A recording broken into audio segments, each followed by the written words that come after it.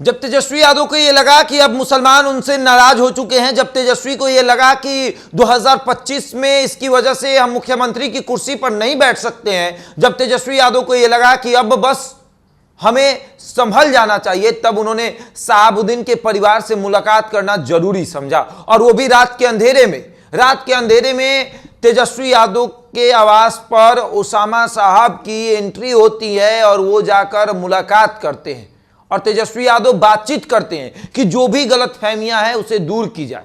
देखिए, हम भी चाहते थे कि आपकी जो मां है इना साहब वो चुनाव लड़े, मैडम को हम चुनाव लड़ाना चाहते थे, लेकिन उन्होंने खुद टिकट वापस किया। इसको लेकर तमाम तरह की बातचीत हुई, लगभग 1 घंटे तक बातचीत हुई।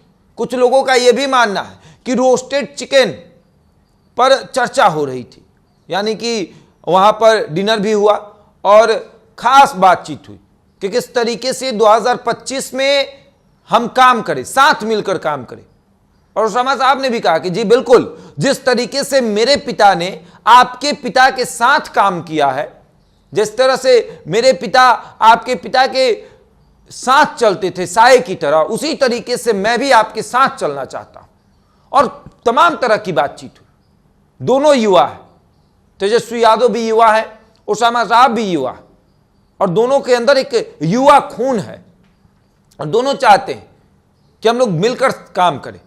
और अब देखिए, दोनों साथ आ चुके हैं। कहा जा रहा था कि तेजस्वी यादव दूरी बना रहे थे और वाकई में उनकी ये जो दूरी है उन पर भारी पड़ गई। सीमांचल क्षेत्र में जितने भी मुसलमान हैं उन्होंने इनकार कर दिया तेजस्वी को अपनाने से, और ये दिखा। और तेजस्वी ये समझ रहे हैं कि जिस तरीके से 2020 के चुनाव में हम साथ उनको रखकर भी 5 सीटों का नुकसान कर चुके हैं, उसी तरीके से अगर 2025 में कुछ होगा तो फिर काफी सीटों का नुकसान होगा। और इसीलिए तेजस्वी चाहते हैं कि सीटों का नुकसान ना हो, मुख्यमंत्री की कुर्सी अगर चाहिए तो फिर अपने अंदर के घमंड को मारना पड़ेगा। और इसीलिए उन्होंने शहाबुद्दीन के परिवार को बुलाकर मुलाकात उनसे कर ली है। देखिए, बातचीत हो गई है, लगातार दूसरे दिन ये मुलाकात हुई और गंभीर मुद्दों पर चर्चा हुई। हिना साहब ने कुछ शर्तों को रखा है। उन्होंने कहा है कि मेरी कुछ शर्त है, इन शर्तों पर बातचीत की जाए। शर्त ऐसी कि बस हम सिवान हमें चाहिए। जिस तरीके से हमारे पिता सिवान में बैठकर ये डिसाइड करते थे कि सिवान लोकसभा क्षेत्र के किस विधानसभा से कौन चुनाव लड़ेगा, उसी तरीके से अब हम भी डिसाइड करेंगे कि वहां से कौन चुनाव लड़ेगा।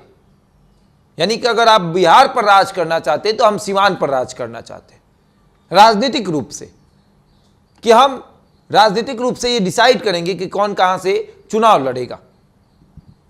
और इसके लिए कई तरह की बातचीत हो रही है। अभी देखिए, अगर देखा जाए, सही मायने में देखा जाए तो शहाबुद्दीन का परिवार अब ये प्रयास करता है कि लालू परिवार से उनकी नज़दीकियां बन जाए, जो दूरियां उनके बीच आई हैं वो दूरियां खत्म हो जाए।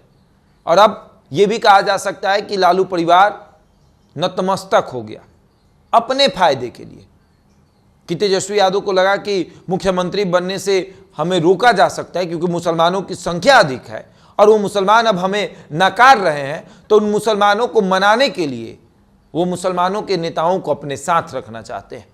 वो चाहते हैं कि जैसे 2020 में हमें 5 सीट का नुकसान हुआ वो ना हो। तमाम तरह की जो बातचीत है वो हुई है और अब अगली मुलाकात भी होने वाली है।